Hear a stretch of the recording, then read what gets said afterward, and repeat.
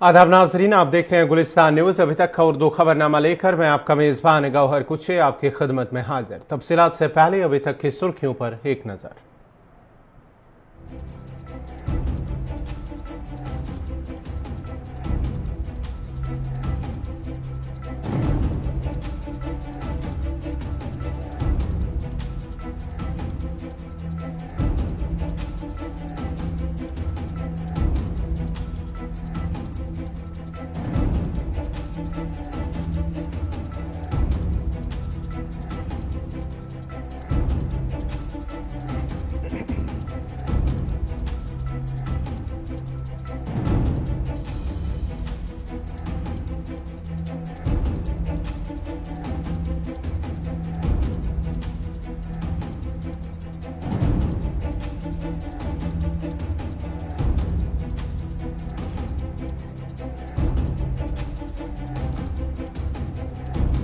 अब पेश है खबरों की तफसील। आज प्लास्टिक के इस्तेमाल के खिलाफ कालमी दिन मनाया जा रहा है और इस दिन के मनाने का मकसद प्लास्टिक के इस्तेमाल पर रोक और इसके माहौलियात पर मुज़िर असरात से आवाम को आगाह करना है।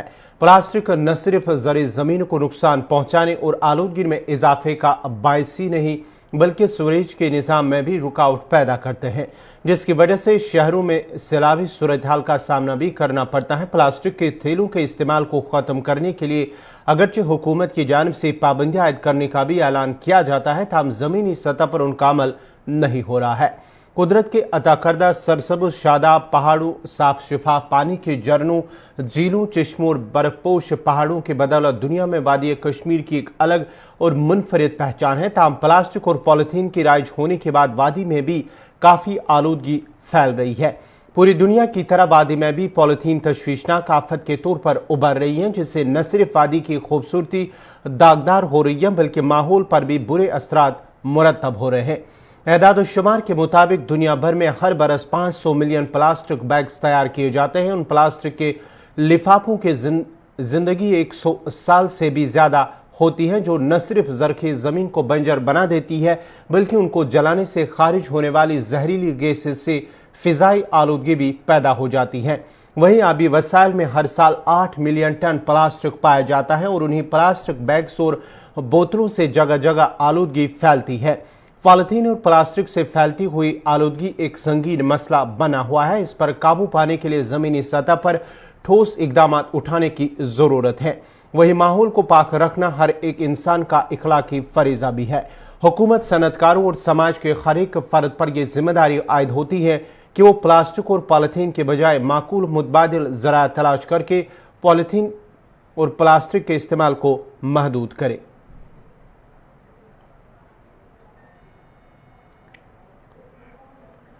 वज़ीर ख़ारजा जयशंकर के तालिबान के साथ किसी भी लीडर से मुलाकात करने की खबरों को मुस्तरद करते हुए वज़ारत ख़ारजा के तर्जुमान ने प्रेस कॉन्फ्रेंस के दौरान कहा कि इस तरह की खबरें बेबुनियाद और उनमें कोई हकीकत नहीं है। उन्होंने कहा कि भारत अफगानिस्तान में अमन का ख्वाहा है और अमन की बहाली के लिए भारत की कोशिशें जारी रहेगी। We have seen some media reports based on a tweet by some journalists about meeting with the Taliban by EM. Since this issue has been raised, let me categorically deny claims that External Affairs Minister met any Taliban leader. Such stories are false and mischievous. You would have seen the detailed statement made by External Affairs Minister on June 22nd at the UN Security Council, where he spoke extensively on these issues, including India's support for a durable peace driven by an inclusive Afghan-led, Afghan-owned and Afghan-controlled peace process. We support all peace initiatives and have been engaged with various stakeholders. As regards the security situation in Afghanistan, we are obviously concerned by the increased violence there, based on which we have issued a security advisory for Indian nationals in Afghanistan. Parliament का monsoon इजलास 19 जुलाई से शुरू होकर 13 अगस्त तक चलेगा। 17वीं लोकसभा का छठा इजलास 19 जुलाई पीर से शुरू होगा और सरकारी कामकाज निपटाने के बाद 13 अगस्त को खत्म होगा।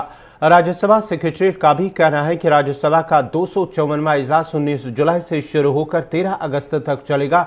मॉनसून इजलास के दौरान दोनों ऐवानों में 19 मीटिंगें होंगी। अहदेदारन का कहना है कि मॉनसून इजलास का इनेकाद कोरोना से मुत्तलिक रहनुमा हिदायत की पासदारी करते हुए होगा और समाजी दूरी का ख्याल रखा जाएगा। दोनों ऐवानों के इजलास बैक वक्त मुनक्कद होंगे। ताज़ा एदाद शुमार के मुताबिक लोकसभा में 444 और राज्यसभा में 218 अरकान को कोरोना वैक्सीन की कम से कम एक खुराक दी जा चुकी है।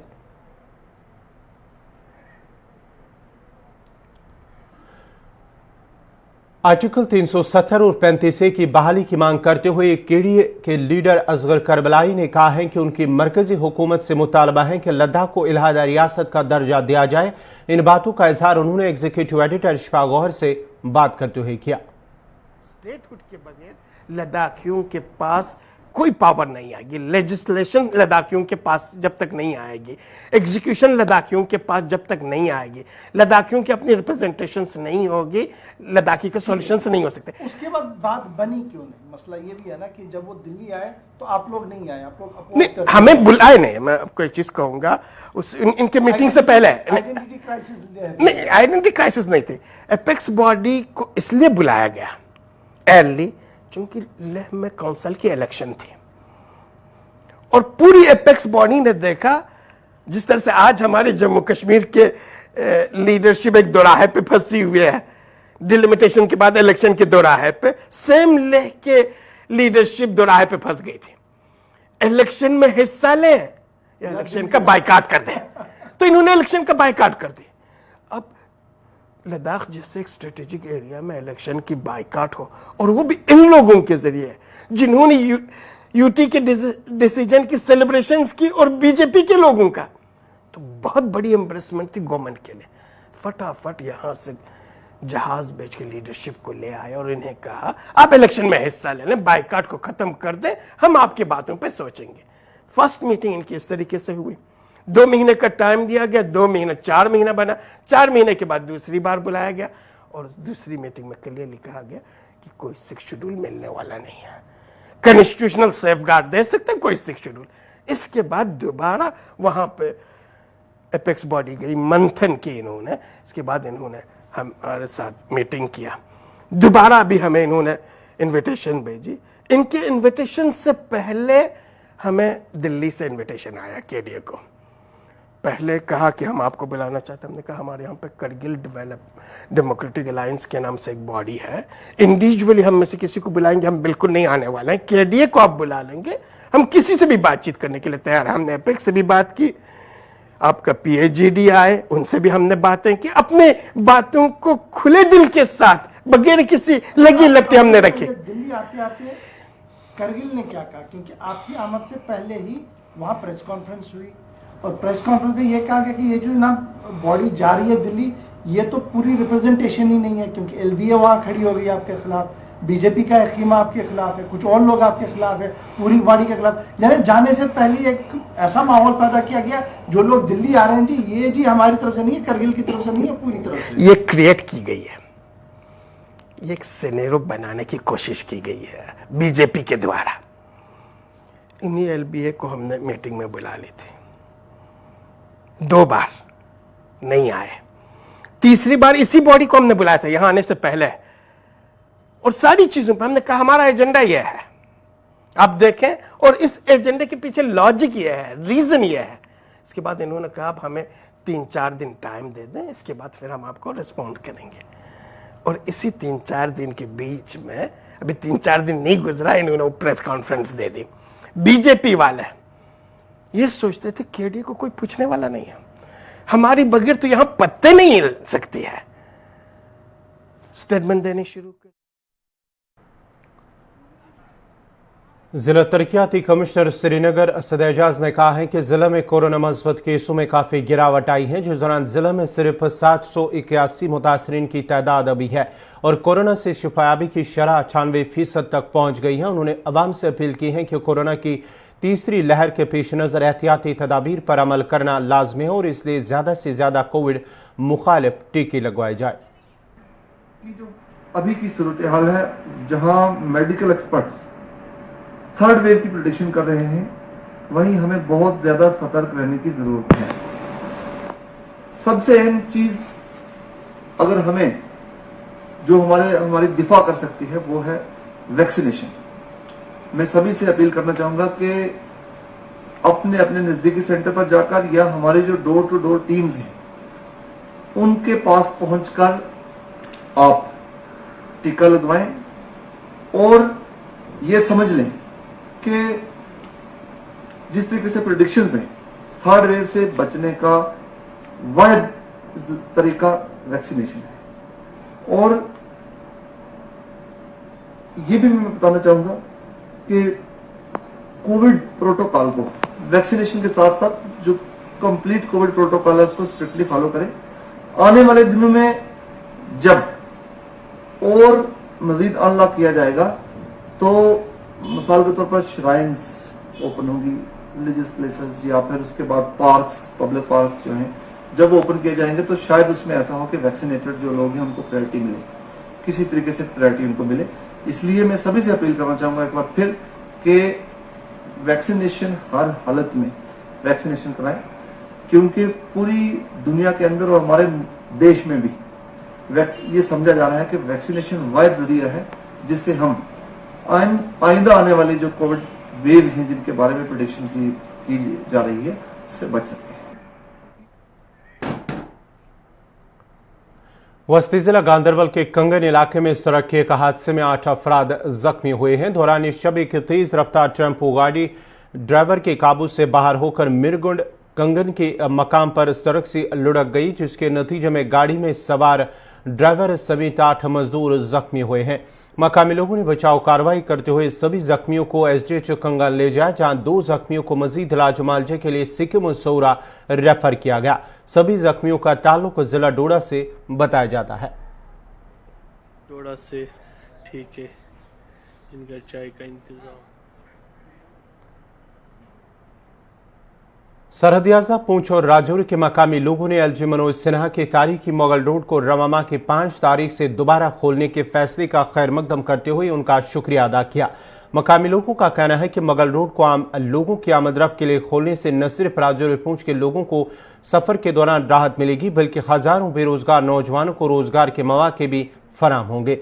याद रहे कि एलजी ने अवाम के मफादात को मद्देनजर रखते हुए ऐलान किया कि मुगल रोड को 5 जुलाई से आम आवाम के लिए खोल दिया जाएगा।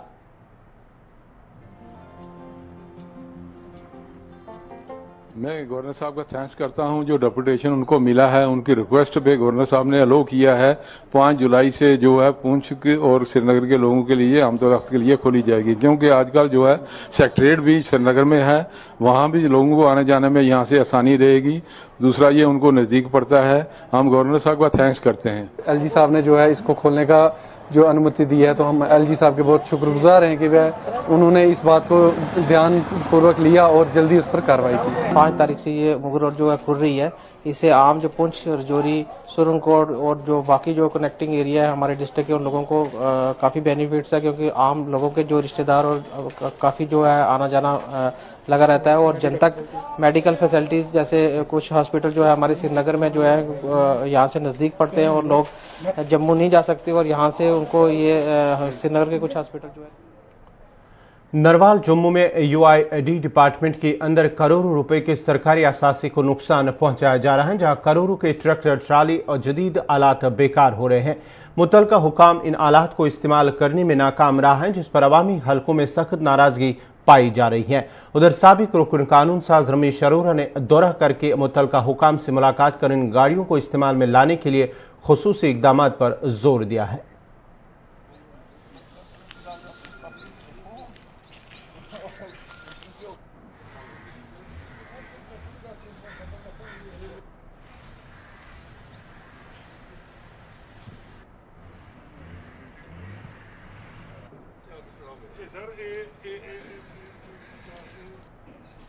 और 4 से 5 साल के बीच में ये यहीं पे ऐसे ही खड़ा है और करोड़ों रुपए की संपत्ति है।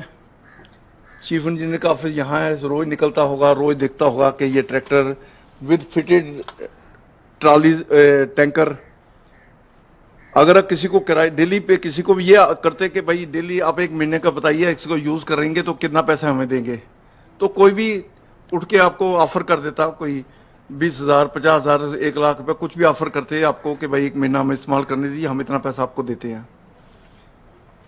आखिरकार यूटिलाइजेशन इसका फॉर्मेट बना होगा, रिक्वायरमेंट प्लेस हुई होगी, जिसने रिक्वायरमेंट बनाई रिक्वायर्ड होगा तभी रिक्वायरमेंट बनी, उसके बाद सैंक्शन हुआ होगा, सैंक्शन वाला देखता है कि सैंक्शन करना है इससे पहले कि इसकी रिक्वायरमेंट ठीक है कि नहीं है, उसके बाद सैंक्शन किया जा सकता है, उसके बाद फंड प्रोक्योरमेंट कहाँ से आएगा वो किया जाता है।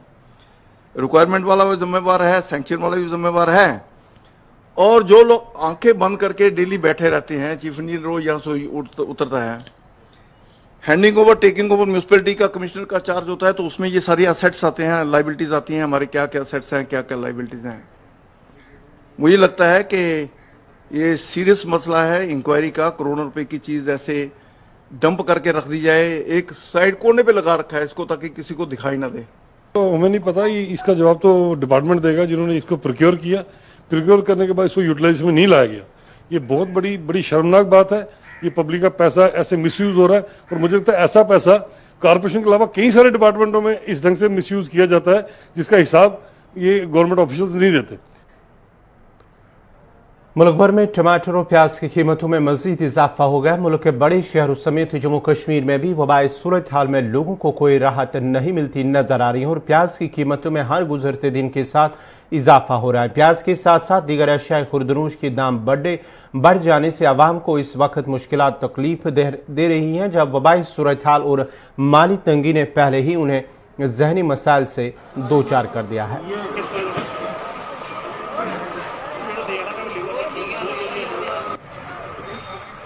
जनता कहाँ जाएगी, वो तो मारी जाएगी। अगर ये 25 रुपये 20 रुपये किलो मंडी में बेच रहे हैं तो इनको 5 रुपये कमाई रखो ज़्यादा से ज़्यादा, या 2-4 रुपये। आम आदमी आगे कोरोना की महामारी से जूझ रहा है, और इस तरह से वो बुरी तरह ख़त्म हो जाएगा। कहाँ जाएगा? मैं अपने एलजी साहब से गुहार लगाता हूँ कि इस मसले में देखें, हमारा जो डिपार्टमेंट है हार्टिकल्चर है उसको भी थोड़ा एक्टिवेट करें, इसको नज़र डालें कि ये क्यों ऐसे हो रहा है, आम जनता कहाँ जाएगी। लेकिन मंडी में भी जो क्वालिटी है नासिक की वो बिक रही है 25 रुपये की बिकी रही है। कभी रुपया 2 रुपया डाउन हो जाता है जब माल ज़्यादा आता है, जब माल कभी थोड़ा कम आता है तो रुपया 2 रुपये बढ़ जाता है। नियर अबाउट 25 की रेंज में ये बिक रहा है अभी होलसेल में नरवाल मंडी में, और नासिक में इसकी पोजीशन है 20 रुपये की, तो लगभग 5 रुपये की कैरेज है, उसी के अकॉर्डिंग ये बिक रहा है। बाकी सारा डिपेंड है क्लाइमेट के ऊपर, क्योंकि अभी जो माल है, जो नई फसल निकल रही है अभी ये स्टॉक में जा रही है। अगर तो नेक्स्ट जो क्रॉप आने वाली है, बरसात ज़्यादा हो जाती है और क्रॉप को कोई नुकसान होता है तो फिर तो ऑटोमेटिकली तेज़ ही होगा। तो अगर जैसे नॉर्मल चलता रहेगा तो फिर तो ऐसी कोई बात नहीं है। ये सारा डिपेंड है क्लाइमेट के ऊपर। बरसात ज़्यादा होने की वजह से जो नई फसल आने वाली होती है अगर वो ख़राब हो जाती है तो फिर सारा लोड जो स्टॉक वाले प्याज है उसी पे पड़ता है, उसके कारण ये महंगा हो जाता है। सर, दुकान पे यही प्याज 40 रुपये किलो बिक रहा है, तो क्या गवर्नमेंट की कुछ गलती है या कोई डिपार्टमेंट है जो इस पे रोक लगा सकता है? देखिए, इसके लिए जो स्पेशली डिपार्टमेंट बना हुआ है ये तो उनको कंट्रोल करना है। TSO दफ्तर आरएसपुरा जम्मू की इमारत गैर महफूज होने के बाद भी इंतजामिया ने होश के नाखून नहीं लिए हैं। अवाम ने शिकायत करते हुए कहा कि गैर महफूज इमारत में दिन भर सैकड़ों लोग दफातर के कामकाज के मकसद से पहुंचते हैं, ताहम लोगों की जिंदगी को जानबूझकर खतरे में डाला जा रहा है। उधर मुतलका महकमे के जिम्मेदारान ने यकीन दहानी कराई है कि इस इमारत की मरम्मत के लिए हुकाम जल्द काम शुरू करने वाली है। यहाँ उनके डिप्टी मैडम से यहाँ बात की, उन्होंने टेकअप किया वो अपना तो अब जैसे नहीं इस डिले होने की वजह से एक हो रहा है, जैसे TSO की बिल्डिंग अनसेफ है तो उसने बाहर जाके किराए में बिल्डिंग ली है, तो उनको बिल्डिंग मिली है 3rd फ्लोर पे, तो वे ओल्ड हैं, ऐसे नहीं चल सकते, वो लोग वहाँ पहुँच नहीं सकेंगे। ऐसे ही जो बाकी हैं ट्रेड हैं, बाकी हैं ऑफिस हैं, आगे पीछे लोगों को दूर दूर जाना पड़ता है। तो एक ही सबसे नीचे जब सारे ऑफिस आ जाएंगे, पब्लिक कन्वीनियंस रहेगा, एम्प्लॉइज को भी अच्छा रहेगा, इन्हीं सबसे वर्क करेगा, मोर इफेक्टिव, मोर एफिशिएंट। तो सर, कब से ये बिल्डिंग बन रही है और अभी तक तैयार नहीं हुई? उनको मैंने बोला होगा कि आप इसको जल्दी कंप्लीट करें। बारसू अवंतीपुरा में लोगों ने इंतजामिया के खिलाफ एक खामोश एहतजाज करते हुए शिकायत की है कि इलाके में मौजूद ड्रेनेज सिस्टम नाकारा होने की वजह से आए रोज इलाके तक जाने वाली राब्ता सड़क ज़ेरियाब रहती हैं, जिसकी वजह से लोगों को सख्त मुश्किलात दरपेश हैं। जबकि सड़क की हालत भी खस्ता हो चुकी है। उन्होंने महकमे RNB और इंतजामिया से अपील की है कि ड्रेनेज सिस्टम की मरम्मत की जाए ताकि लोगों की मुश्किलात दूर हो सके। नेशनल हाईवे सोन यह लिंक रोड खसान ये जनाब से आब गामुक जनाब ये कलवट यमो दुतमुत मगर बुथो यमो यह पाइप पत यह गसान जाम यपर नेशनल हाईवे पे यपर ब्या महल यमन तह बिचारान आब खसान यह बुक तरन यह आब नान ये कह यह पाइप गि नबर यी कर अत गो कलवट बराबर योतान दिन गि साफ कर जनाब ये मस्जिद शरीफ यह ब्या यह यपर कह पकुन अमिस बिचारस गसान नमाज रस न गसान सह जनाब ये सफाई यी कर ये कलवट यह आब गोस नीर यह गई प्रॉब्लम गई जहनीत गई यमो जनाब ये सात नेशनल हाईवे यप बनो यमो दोप कर तम सात कमिटमेंट दोप दिमो तो यप ड्रेन यप ड्रेन दक्षिण साइड गसान यह कर बनो यमो कहें अ सालम आब यप गाम ोट वसान तुस गसान स्टाफस पे ये गामस मज कह मेहमान कह जान गेस्ट तम जनाब ये आब मंज वसान राम के वाल दोप ये कलवट यमो जनाब कर कमा पी कम कर थोक पाइप ये सात योर आब वसान सरसई नवत महलस इन बिचार कमरन मज आब अचान अ मकान मज आब अचान कहन पे गौर खोज करान कहें।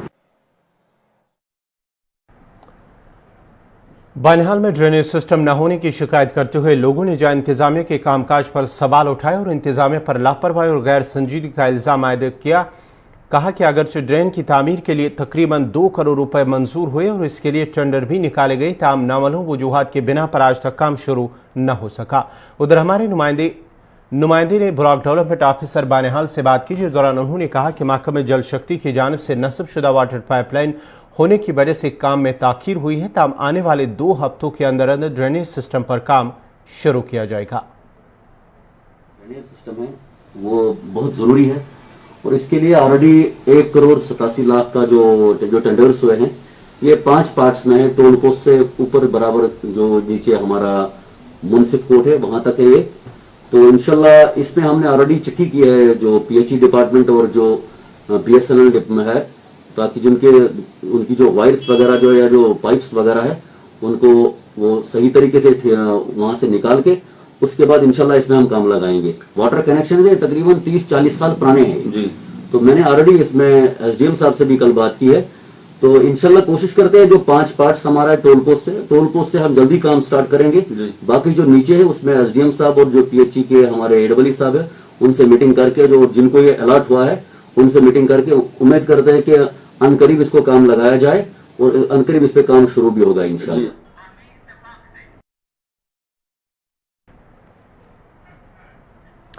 इधर बॉलीवुड से एक और बड़ी खबर आ रही है कि बॉलीवुड के अदाकार आमिर खान ने अपने अहलिया को तलाक दिया है। दोनों के बाहमी बातचीत के बाद ही उसने उन्हें तलाक दिया है। ये बॉलीवुड से फिलहाल खबर जो मिल पा रही है कि आमिर खान और किरण राव का रिश्ता 15 साल तक रहा है। अज़वाजी रिश्ता 15 साल तक रहा। दोनों ने 15 साल बाद रिश्ता तोड़ा है। आमिर खान की दूसरी शादी भी टूटी है। पहली शादी भी उसमें तलाक हुआ है, डाइवोर्स हुआ और उसके बाद ही उसने किरण राव से दूसरी शादी कर ली थी और दूसरी शादी में भी 15 साल तक रिश्ता रहने के बाद अज़वाज जिंदगी जो रहने के बाद ही 15 साल के बाद उनका रिश्ता एक बार फिर टूटा है और दूसरी शादी भी 15 साल बाद उनकी टूटी है। अदाकार आमिर खान ने अपनी अहलिया को तलाक दिया है 15 साल बाद। 15 सालों तक उनका रिश्ता रहा और 15 साल तक अज़वाज रिश्ता रहने के बाद ही आमिर खान ने अपनी अहलिया को तलाक दिया है।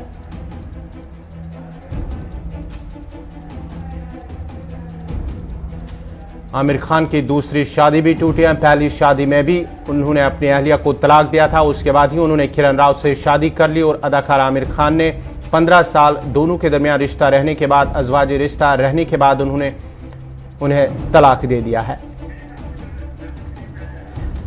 मज़ीद तफसीलात के लिए हमारे साथ है रहमत कलीम। रहमत, क्या कुछ तफसीलात हैं जो खबर बॉलीवुड से आ रही हैं कि आमिर खान ने 15 साल बाद अपनी अहलिया को तलाक दिया है और दूसरी शादी भी उनकी टूट चुकी है?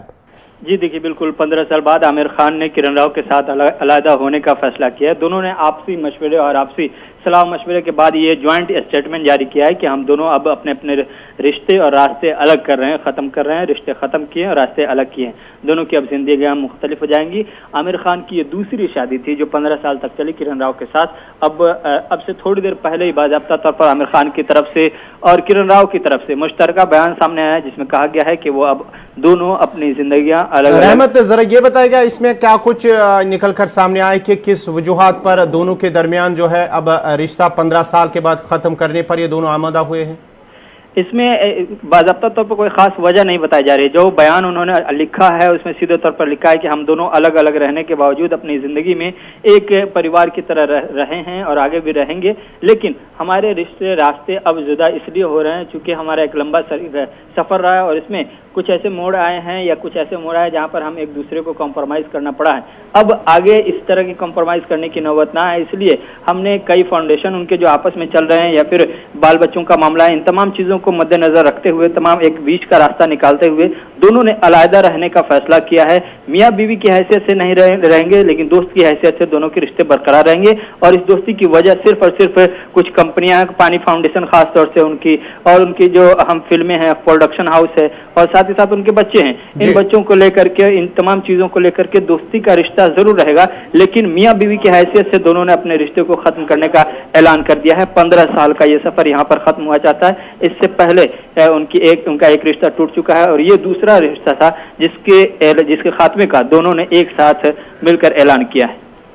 चलिए, बहुत बहुत शुक्रिया रहमत कलीम आपका। ये थे रहमत कलीम, तफसीलात फराम कर रहे थे। बॉलीवुड से जो खबर, आमिर खान, बॉलीवुड अदाकार आमिर खान ने अपनी अहलिया को तलाक दिया है। 15 साल तक दोनों का रिश्ता रहा है और आपसी सलाह मशवरे के बाद ही दोनों इस बात पर रजामंद हुए हैं कि वो अलग अलग रहेंगे, बतौर दोस्त रहेंगे, लेकिन उनकी जो अज़वाज ज़िंदगी थी वो ख़त्म हो चुकी है। 15 साल तक दोनों के दरमियान ये रिश्ता रहा है, मियाँ बीवी का रिश्ता, और दोनों ने सलाह मशवरा करते हुए इस बात पर इत्तेफाक किया है कि अब दोनों वो अलग रहेंगे।